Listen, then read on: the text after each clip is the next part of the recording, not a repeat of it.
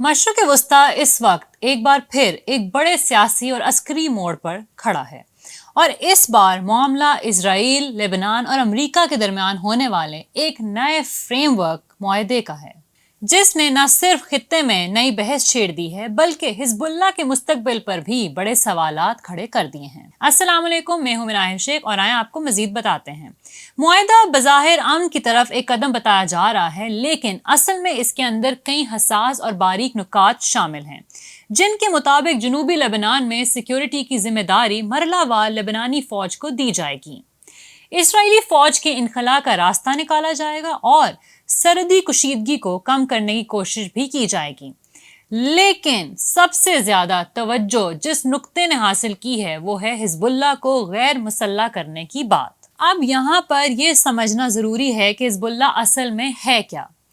तो ये लेबनान में मौजूद एक इंतहाई ताकतवर शिया सियासी और अस्करी तंजीम है जो खुद को एक मुजाहमती तहरीक कहती है और जिसका बुनियादी मौक़िफ़ ये है कि वो इजराइल के खिलाफ लेबनान का दिफा करती है। ये तंजीम सिर्फ जंगी कुव्वत नहीं रखती बल्कि लेबनान की सियासत में भी इसका बड़ा किरदार है।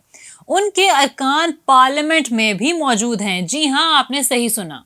उनके अपने समाजी और फलाही अदारे हैं और लेबनान के एक बड़े हिस्से में उनकी मजबूत अवामी हमायत भी पाई जाती है।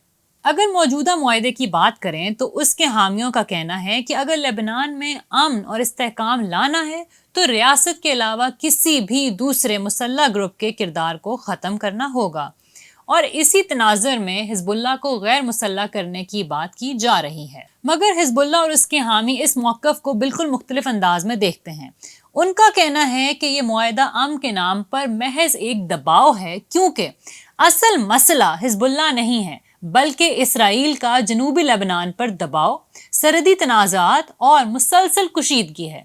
और जब तक इसराइल मुकम्मल तौर पर इन इलाकों में से नहीं निकलता जिन पर वो काबिज या असर रखता है, तब तक हथियार डालने की कोई भी बात नाइंसाफ़ी है।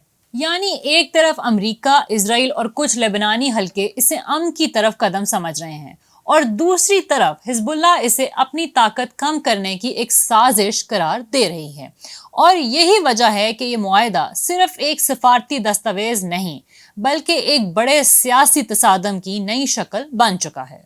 व्यूअर, सादा लफ्जों में ये पूरा मामला 3 सतहों पर चल रहा है, जहां पहली सतह सरहदी सिक्योरिटी है, दूसरी सतह हिजबुल्लाह की अस्करी ताकत है और तीसरी सतह लेबनान की अंदरूनी सियासत है। और लेबनान के अंदर भी ये एक इंतहाई हसास मौजू है, क्योंकि बहुत से लोग हिजबुल्लाह को इजराइल के खिलाफ एक मजबूत दिफाई कुव्वत समझते हैं, जबकि दूसरे लोग उसे रियासत के अंदर एक अलग और मुतवाजी ताकत मानते हैं। और इसी अंदरूनी तकसीम की वजह से लेबनान में कोई भी बड़ा सिक्योरिटी मुआहदा सिर्फ बैरूनी मसला नहीं है बल्कि एक नया अंदरूनी सियासी बहरान भी पैदा कर सकता है। अब अगर बात की जाए कि इस सब का एक आम आदमी पर क्या असर पड़ेगा, तो जवाब ये है कि अगर वाकई कुशीदगी कम होती है तो जनूबी लेबनान में रहने वाले लोगों को बड़ा रिलीफ मिलेगा, इनखला ख़त्म हो जाएगा और मामूलात ज़िंदगी बेहतर हो जाएंगे।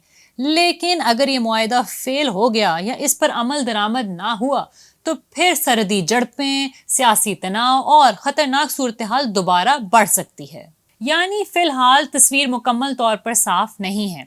जहां एक तरफ अमन की उम्मीद है तो दूसरी तरफ शक और बेतमादी, एक तरफ सिफारतकारी है तो दूसरी तरफ मुज़ाहमत। और इन्हीं दो इंतहाओं के दरमियान हिजबुल्लाह का किरदार सबसे ज़्यादा बहस का मरकज़ बना हुआ है। वो इसलिए क्योंकि ये मुआहदा सिर्फ इसराइल और लेबनान का नहीं है बल्कि पूरे मशरक़ वस्ता की ताकत की सियासत का हिस्सा है और हिजबुल्लाह इस पूरे खेल का वो किरदार है जिसे नज़रअंदाज करना तकरीबन नामुमकिन है। मशरक़ वस्ता की ये सूरत हाल आने वाले दिनों में क्या रुख इख्तियार करती है, इस पर हमारी कड़ी नज़र रहेगी।